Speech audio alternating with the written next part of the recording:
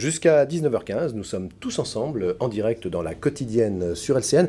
Et maintenant, c'est l'histoire de deux hommes qui sont sur un bateau. Vous avez vu, hein, on a eu Jean-Édouard Créquioche tout à l'heure au téléphone dans la Transat Jacques Fabre. Eh bien, deux hommes qui sont dans un bateau, d'ailleurs, qui, contrairement à ce que dit l'histoire en général, qui est en péril en cours, eux, ils y restent. Et ils ont produit ce petit livre plein d'anecdotes. Stéphanie, on va avoir beaucoup de plaisir à accueillir ces deux nouveaux invités. Oui, nous avons le plaisir d'accueillir Jean-Marc Devers, bonsoir. Bonsoir Stéphanie. Et Patrick R, bonsoir. Bonsoir. Alors Jean-Marc Devers, vous venez de sortir le 15 novembre un livre consacré à Patrick R qui s'intitule Patrick R, mes armadas. Donc vous avez eu des entretiens avec Patrick R.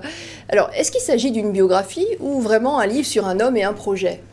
Non, il ne s'agit pas d'une biographie qui sous-entendrait une exhaustivité de toute la vie de Patrick.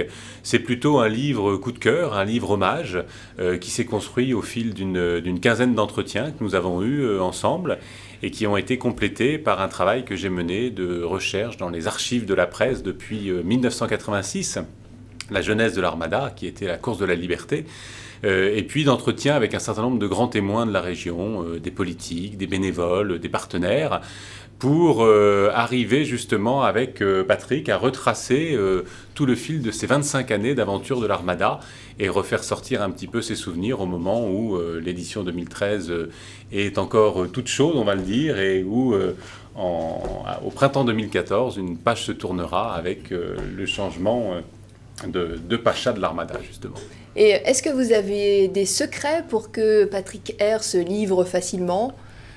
Les secrets, c'est la patience, c'est-à-dire qu'on a pris le temps qu'il fallait. Il fallait effectivement beaucoup de rendez-vous, donc on s'est vu, je l'ai dit, une quinzaine de fois. Et puis je crois, il y a aussi la passion partagée pour cet événement. Celle de Patrick n'est plus à démontrer. Il y a consacré une bonne partie de sa vie depuis ces 30 dernières années, 25 dernières années. Moi, je dis souvent que je suis aussi un enfant de l'Armada. Je suis tombé dedans dès 1986. J'ai vécu les éditions. Et donc, je partageais à un moindre niveau cette passion. Et je crois qu'on s'est bien retrouvés sur ce thème-là. Alors on découvre dans votre livre, Jean-Marc Devers, la passion en effet de Patrick R consacrée à l'Armada en 25 ans.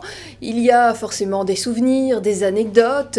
Moi j'en ai relevé quelques-uns de ces souvenirs. Est-ce que Patrick R, vous en avez un comme ça qui vous vient à l'esprit et que vous aimeriez nous raconter ?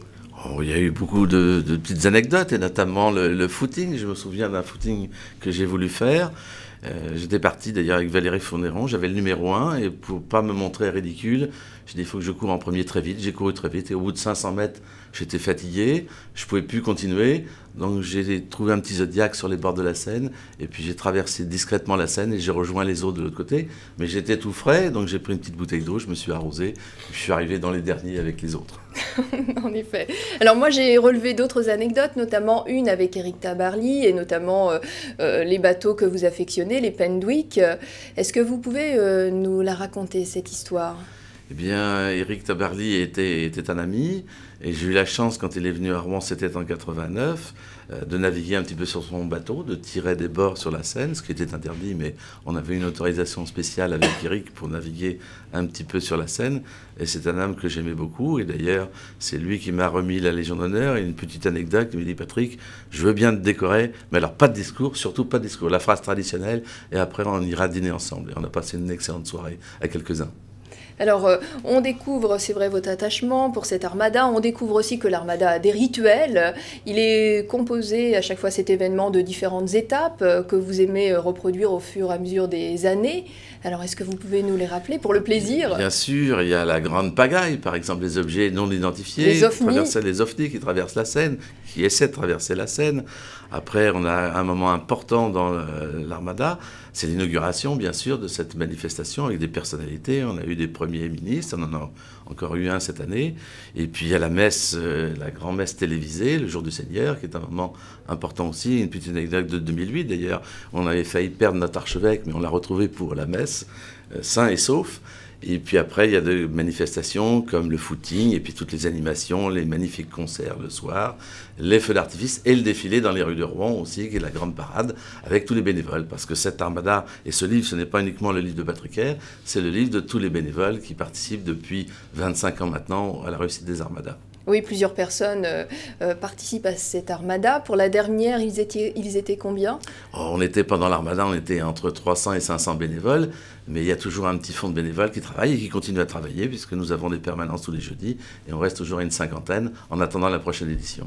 Alors, parmi les 6 éditions, est-ce qu'il y en a une que vous avez affectionnée particulièrement? Il y en a eu 2, c'était la première et la dernière.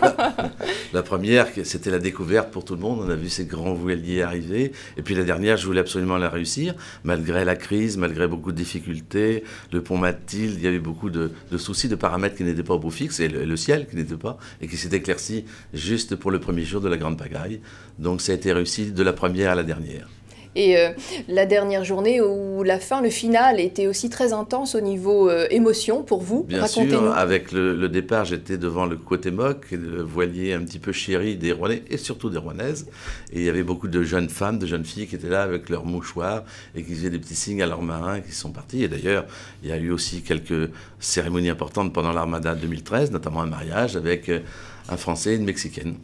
Et oui, c'est vrai, c'était très très intense. Alors vous êtes toujours le président de l'association l'Armada de la Liberté jusqu'en avril 2014. C'est à ce moment-là que vous allez passer le relais à votre successeur. Quelle qualité devra avoir votre successeur? Déjà pas mal de disponibilité, de la passion, et puis avoir un bon carnet d'adresses aussi que j'essaierai de lui donner, lui passer pour ses prochaines armadas, parce qu'il y en aura encore beaucoup d'autres. Oui, c'est vrai. Et justement, la prochaine, est-ce qu'il y a une date qui est un peu définie? Non, on y réfléchit et on attend que le futur président soit nommé au mois d'avril, après les élections municipales. Et j'en discuterai avec le nouveau conseil d'administration. Et est-ce que, par hasard, vous avez quelques noms à nous dévoiler ou Non, mais ça sera certainement des gens assez connus de Rouen qui viendront et qui ont déjà suivi un petit peu l'Armada. Merci beaucoup, Patrick R. Merci beaucoup, Jean-Marc Devers, 2 hommes dont la quinzaine de rencontres a produit ce livre dans lequel vous découvrirez beaucoup d'anecdotes, encore plus que celles d'ailleurs, bien sûr, que nous venons d'évoquer ensemble. Vous restez à bord du studio de La Quotidienne, encore un petit peu, et on change de sujet.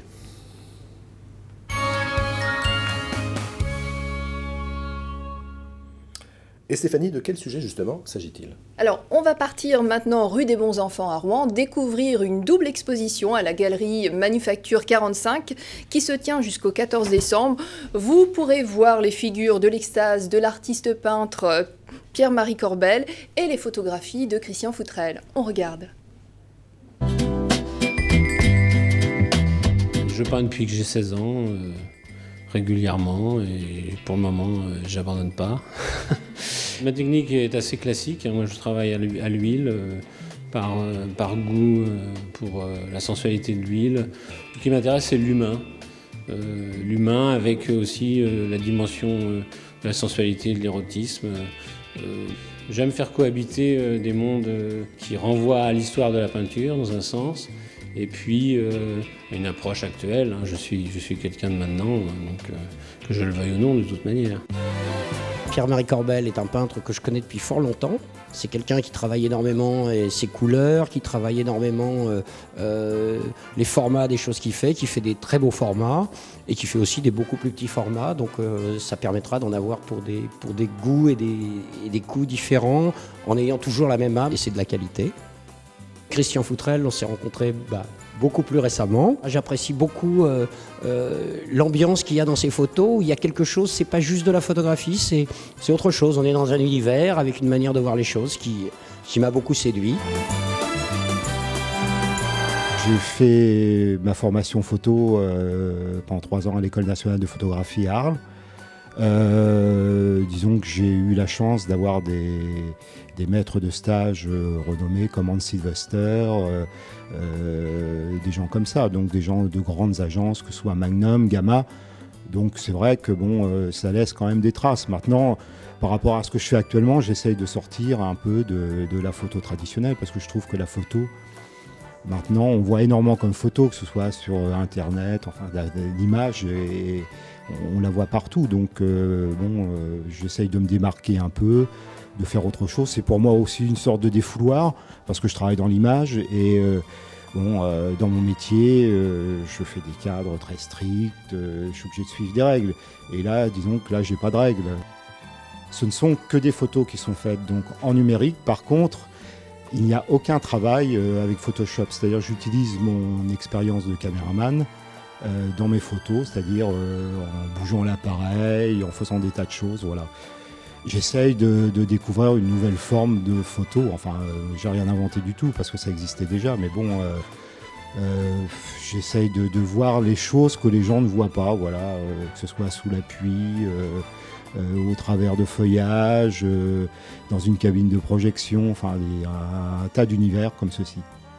J'utilise le mouvement, oui, j'utilise beaucoup, c'est un peu l'avantage du numérique, j'utilise beaucoup les vitesses de mon appareil, c'est-à-dire que je prends des poses très très longues, j'aime bien faire des photos dans des ambiances de nuit, j'aime bien la pluie, j'aime bien la photo sous la pluie, mais j'aime pas la pluie moi-même.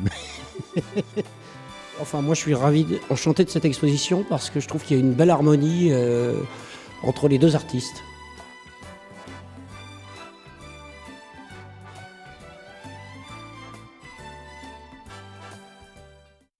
Vous vous demandez peut-être un peu où vous nous retrouvez. On est comme ça, des magiciens un peu à notre façon, hein, Stéphanie. Et oui, on est bien là, Sylvain.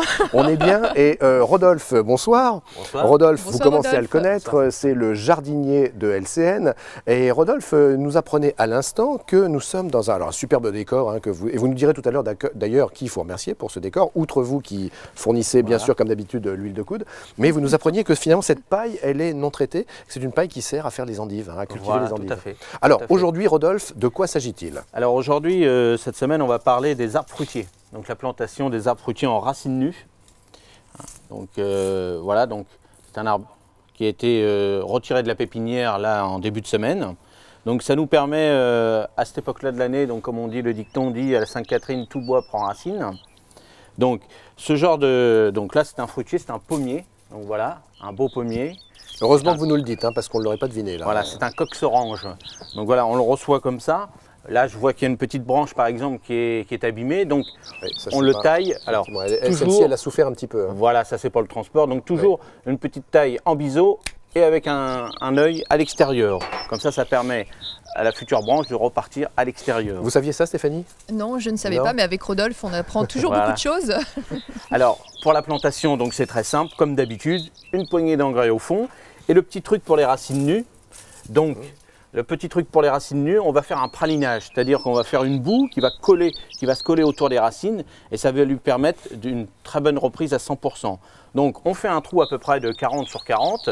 Au fond du trou, on met de l'engrais naturel, bien sûr, un bon terreau mélangé avec sa terre de jardin. On remet l'arbuste, on tasse. On arrose, ça c'est le plus important, on arrose. Et si vraiment c'est venteux, on peut mettre un petit tuteur pour éviter qu'il se couche. Et l'année prochaine, eh ben, on aura des petites pommes de cox orange comme celui-ci. Hein.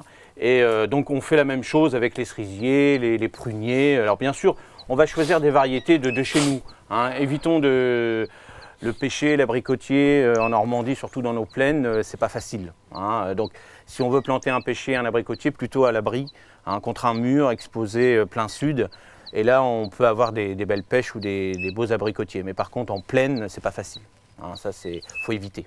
Vous entendez, Rodolphe, vous transformez tellement les studios de LCN qu'on arrive même à entendre les oiseaux. Ouais. Je ne sais pas si vous les entendez chez vous, mais en tout cas, nous, on les croit très présents. Il la est formidable, hein, nature. ce Rodolphe. C'est très agréable. Une autre petite Eh ben, formule conseil on peut continuer. Donc, on peut. un petit conseil pour la route? Alors, un petit conseil pour la route. Par exemple, là, j'ai mon petit sécateur. Donc, j'ai vu qu'il était un petit peu rouillé, par exemple. Oui. Donc, on peut le montrer comme ça à la caméra. Et pour éviter qu'il rouille de plus en plus, on prend un petit oignon et on trempe l'oignon dans du sucre et on frotte la lame. Et comme ça, on va enlever la rouille et tout ce qui est un petit peu, on va dire, la sève qui est collante. Et comme ça, on va retrouver un outil très propre et surtout désinfecté. Donc, avec un petit oignon, un oignon avec du sucre et on frotte dessus. Ça, c'est parfait. Vous Voilà avez un le jardin, conseil. Stéphanie? Non, je n'en ai Non. pas. Mais vous avez peut-être des bacs sur le balcon? Non plus, Non. je n'ai pas la main verte. Ah, mais oui, vous nous le rappelez souvent, effectivement. Rodolphe, ce décor, on va le garder, mais il va se modifier parce qu'il va nous accompagner jusque vers la période de Noël où vous allez nous proposer différentes choses et aussi en rapport avec la thématique du Père Noël, bien sûr. Voilà, la semaine prochaine, on va parler donc du sapin de Noël que j'irai chercher très loin. Ouais. Et donc, on va parler de l'épicéa. Ouais. Donc, un petit sapin qui perd ses épines, mais heureusement, il sent très bon. Donc, c'est le top dans le sapin. Et aussi les Norman, bon, bien sûr, eux, ils ne sentent rien, mais ils gardent ses épines. Donc, je vous montrerai un petit peu des petites astuces pour bien les acheter correctement. Eh bien, écoutez, avec grand plaisir. On aurait envie finalement de rester là et puis de terminer l'émission, mais on a d'autres sujets qui viennent et qui s'enchaînent, Stéphanie. Oui, et juste un petit mot peut-être, Rodolphe, sur les personnes qui vous ont prêté tout ce beau matériel. Alors là, on peut remercier cette semaine, c'est Castorama, Ouais. qui nous a prêté ce petit décor de table avec les barrières, donc très sympathique. Et puis tout le reste, bon, mes amis maraîchers qui m'ont prêté les bottes de paille, comme vous a dit tout à l'heure Sylvain, pour eux, ils s'en servent pour leurs endives. Ouais. Et puis tout ce qui est arbustes et arbres, bon, ça vient de ma pépinière, comme d'habitude. Voilà. Merci Rodolphe. De rien. Et moi donc j'aimerais faire un petit retour sur le concours Pixel organisé par le département de la Seine-Maritime. La semaine dernière, nous recevions deux lauréats du concours Pixel, Ludovic Grenu dans la catégorie photographie et Jérôme Freund dans la catégorie vidéo. Et il faut savoir que dans cette catégorie vidéo, en fait, il y avait deux vainqueurs ex aequo. Alors, je ne résiste pas à vous montrer le travail de Guillaume Leprévost qui s'intitule « Bon baiser de Seine-Maritime ». Le Muséum d'Histoire Naturelle, institution rouennaise depuis 1828, une collection de plus de 700 000 objets, démunis d'une seule chose, le tout premier camembert fabriqué sur la surface de cette planète, l'œuvre de Marie Harel en 1791, devenue emblème de notre région. 3 ans que je suis sur les traces de cette relique fermentée, parcourant le département de long en large. Il y a 2 jours, j'ai découvert qu'un certain Jean Martin, antiquaire au Havre, avait en sa possession le camembert depuis 1962. En 1997, atteint d'un cancer incurable de la narine gauche et étant un fervent admirateur de la carte trésor, il décide de répartir des indices aux 4 coins de la Seine-Maritime pour compliquer la tâche à toute personne voulant trouver le précieux objet. Après un cryptogramme déchiffré à lettres Saint-Maclou me disant que demain dès l'aube, à l'heure où blanchit la campagne, je trouverai, me voici à Villequier sur la tombe de Léopoldine Hugo.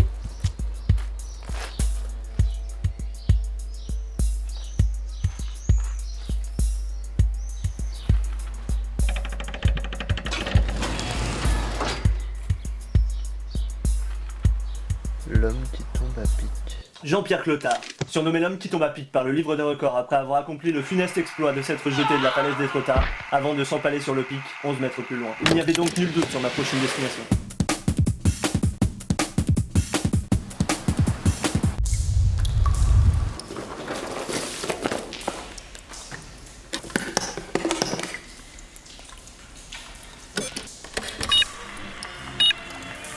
Faut que j'analyse cette musique. Made in Normandie, Made in Normandie. Pierre, ça se dit Stone en anglais. Et Chard. Stone et Chardenne. Il faut que je trouve une boîte avec un N.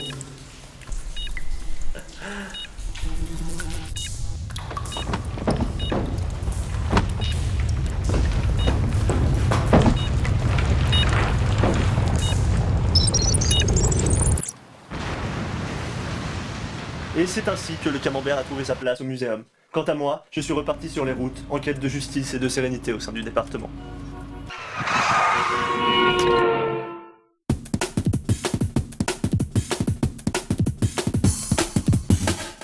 Comme régulièrement dans la quotidienne sur LCN, nous terminons en magie et nous laissons Draco opérer.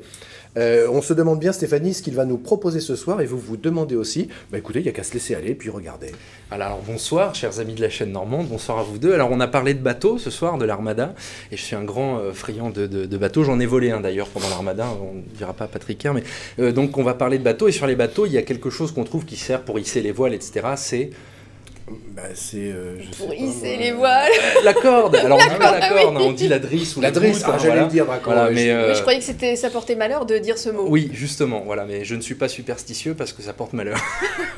Alors j'ai amené ici, on va dire une corde, hein, c'est plus simple, une corde que je vais laisser à Sylvain pour qu'il l'examine. Mais oui, c'est parce que je vous ai dit la semaine dernière que j'admirais beaucoup les prestidigitateurs qui travaillaient les cordes. Exactement. Voilà, je me suis dit, je vais faire plaisir à Sylvain. Qu'est-ce que je fais avec ça? Je la coupe en deux, je la Alors, raboute, j'en fais l'examiner tout simplement, voilà, vérifier qu'il n'y a pas de trappe, pas d'aimant, pas de double fond. Voilà, C'est on va, jamais, écoutez, on va la, Est-ce qu'on on peut va la tirer tendre Bien comme sûr, ça, on peut tous les tirer deux. dessus. On pourrait la organiser tire. un limbo, même les gens passent en dessous de la corde. Elle paraît normale. Hein. Voilà. Elle a l'air ordinaire. Hein, Allez, on comme fera pas la trouve. corde à sauter, Voilà. mais on vous donne crédit qu'elle est normale. Voilà. Alors, non, je vais toujours examiner le matériel avant, c'est important, je vais me lever, parce qu'après les gens se disent, tiens, peut-être qu'il a trafiqué quelque chose. Ça n'a pas l'air d'être le cas. en tout Voilà, cas. donc c'est Non, non, important. non. Donc la corde a été examinée et j'ai besoin également d'un autre petit accessoire qui est dans ma poche, qui permet d'amarrer les bateaux en fait. Hein, ok, sinon le problème c'est que le bateau chavire. Un anneau d'amarrage. Voilà, exactement. Donc on a ici l'anneau qui est sur la corde et je vais tout simplement faire un nœud. Alors un nœud avec cette corde pour enfermer l'anneau à l'intérieur de la corde. Voilà. Bah donc, je ne sais pas si tout le monde voit bien, hein, c'est solide, Oui, c'est vrai. voilà, c'est On peut prisonnier de la témoigner, corde. c'est vrai. Alors l'idée c'est que si on veut faire en sorte que cet anneau se libère, il nous faut un accessoire indispensable, Stéphanie, Sylvain, ce sont oui. les... Une paire de ciseaux. Voilà, sinon on peut aussi utiliser la magie, ça marche Ah, aussi. Hein, oui. je vous montre. Vous n'avez pas la main verte, Stéphanie, mais vous avez la main couturière. C'est ça. Alors on peut comme ça utiliser la magie. En fait, il suffit de claquer des doigts comme ça pour libérer l'anneau en fait de la corde qui est nouée. Hein. C'est Ah oui, intéressant. c'est pas mal, hein, Et on c'est peut pas mal. vérifier l'anneau, Oui, il est moi, je veux solide. vérifier l'anneau. Voilà, Alors, on c'est va, allez, comme tout à l'heure, on une tire jolie boucle l'anneau. d'oreille. Non, c'est Non, bon, mais il y a l'anneau est rien. normal, hein, je suis désolé. L'anneau est normal. On ne trouve Ben oui, rien c'est ça. à l'inspection On très espère précise. toujours, d'ailleurs. on espère toujours avec ces magiciens. Alors on pourrait imaginer comme ça qu'on reprend la corde comme ça et l'anneau et on imagine que avec le nœud comme ça on peut directement en fait faire pénétrer l'anneau hop à travers la corde. Ah oui, bravo. Comme ça, et on se retrouve de nouveau avec l'anneau prisonnier de la corde. Alors là cette fois je vais utiliser un accessoire un peu plus classique pour couper la corde et ce sont les fameux ciseaux. Les ciseaux, voilà. Et on coupe la corde. Comme ça. Voilà. En plus, ce sont des ciseaux très affûtés. Hein. C'est-à-dire Vous allez donner des complexes. C'est vraiment, voilà. Vous allez donner des complexes à toutes les couturières qui nous regardent et qui ont besoin de tout un tas d'ustensiles. Avec vous, c'est si facile. Exactement, c'est ce qu'on appelle les ficelles du métier. Oui. C'est ça. Alors, je me retrouve maintenant avec deux cordes, hein, pour ma petite histoire magique, qui ne sont pas vraiment de la même taille, mais grâce à la magie, on peut prendre les bouts comme ceci, tirer sur les cordes, hop, et faire en sorte qu'elles deviennent de la même taille. C'est intéressant. On peut même imaginer qu'en fait tout cela n'a jamais existé si ce n'est dans votre tête et que la corde se reconstitue. Bravo. Et alors je vais maintenant vous expliquer le tour, comme ça vous pourrez le refaire à la maison. Alors écoutez bien, hein, surtout... Voilà. On peut faire un nœud comme ça et on se retrouve avec un nœud sur la corde. C'est étrange. Et donc là, on remet les bouts sur la corde. Un souffle magique suffit pour que les bouts fusionnent de nouveau avec la corde et on se retrouve avec une corde et deux bouts. Bah, bravo. Voilà, bravo. Bravo, Draco. Alors je range les bouts hein, dans la poche, vous voyez, les extrémités de la corde toujours dans la poche, ce qui fait que dans la main j'ai le milieu de la corde, et si on fait une petite passe magique comme ceci, les bouts de la corde reviennent ici dans la main, et donc dans la poche on se retrouve avec le milieu de la corde, et voilà, le tour est joué. Bravo. Bravo, Draco.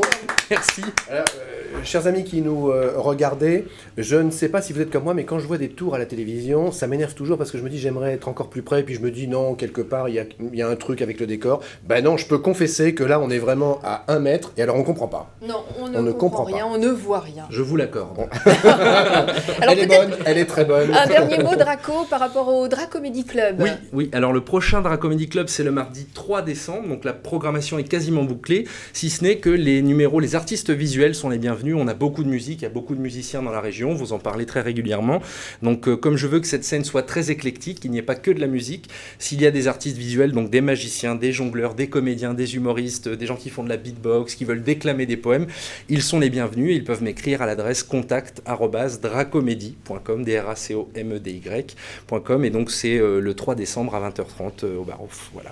Merci. On vous conseille beaucoup de vous rendre au Barouf le 3 décembre. On s'y est vu d'ailleurs. Oui, on s'y voit régulièrement. Alors, pour les téléspectateurs qui vous ont oui. vu, quand Sylvain a dit je viens au Dracomédie Club, il est venu, il était là. Donc je confirme.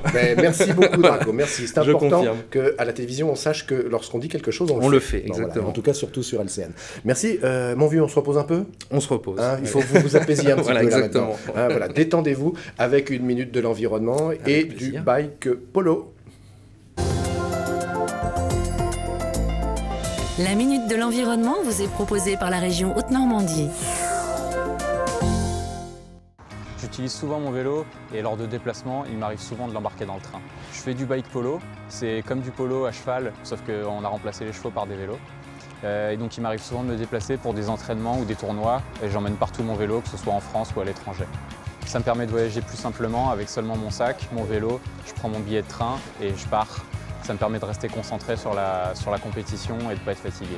La SNCF a mis en place des systèmes qui nous permettent d'emmener nos vélos dans le train et donc il suffit de les accrocher au plafond et de s'asseoir juste à côté. Donc c'est un système très facile d'utilisation, c'est facile pour moi d'accrocher mon vélo, ça gêne personne et ça me permet de rester à côté. Le bike polo, ça se joue par équipe de 3, donc on est souvent amené à faire des déplacements par 3, 6, 9, donc à beaucoup de personnes, donc c'est plus pratique de tous prendre le train en même temps, ça nous permet de tous voyager ensemble. Donc c'est un moyen simple et pratique pour nous de se déplacer seul ou à plusieurs en équipe avec notre vélo dans le train. C'est plus économique, on n'a pas besoin de prendre la voiture et ça nous permet d'aller où on veut avec juste notre sac à dos et notre vélo. Donc on privilégie toujours ce mode de transport quand on part. En embarquant mon vélo dans le train, ça m'évite d'utiliser ma voiture et ça rend mes déplacements plus pratiques et économiques. C'est aussi mon petit coup de pouce pour l'environnement.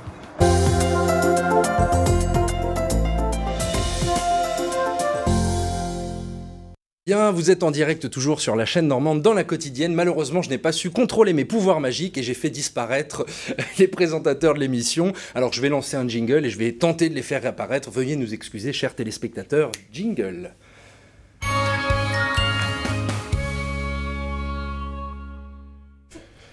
C'est absolument extraordinaire. Alors franchement, avec les cordes, on ne savait pas comment ils faisaient, mais alors là, même nous qui sommes concernés, on n'a absolument rien compris. La magie du direct. C'est la magie du direct. Qu'est-ce qu'il nous reste à faire ce soir? Il nous reste à donner le programme de demain et le programme aussi juste après la quotidienne. Mais voilà, vous avez une idée, Stéphanie, du programme de demain? Oui, alors le programme de demain, on parlera demain dans la quotidienne de boxe, de BD avec Grégoire Pont, on parlera de musique avec les petits-fils de Jack, de produits locaux avec La Ruche qui dit oui, et vous aurez également un invité, Sylvain, c'est Michel Potier. Eh bien, merci beaucoup. On a hâte de retrouver tous ces sujets. On a hâte de vous retrouver. Vous n'êtes pas là, vous, demain, hein? Non, mais je fais un petit coucou à Grégoire Pont. Je suis un grand fan des Excalibrius, donc ouais. À suivre sur LCN, eh bien, je ne sais plus l'horaire, on va peut-être me le dire. C'est un match de hockey sur glace. C'est un match entre Rouen et Strasbourg. C'est juste après la quotidienne. Et c'est un match 19h15 de la Ligue Magnus. Voilà.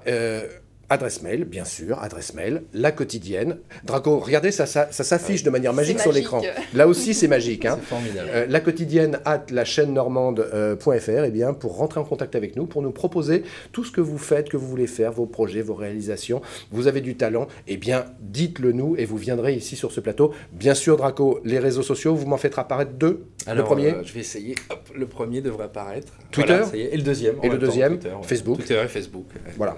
Eh bien, écoutez, si Draco n'a pas fait disparaître la chaîne, le studio et toute l'équipe, on sera là demain à 18h15 en direct. Stéphanie, on souhaite à tous nos amis une très très bonne soirée.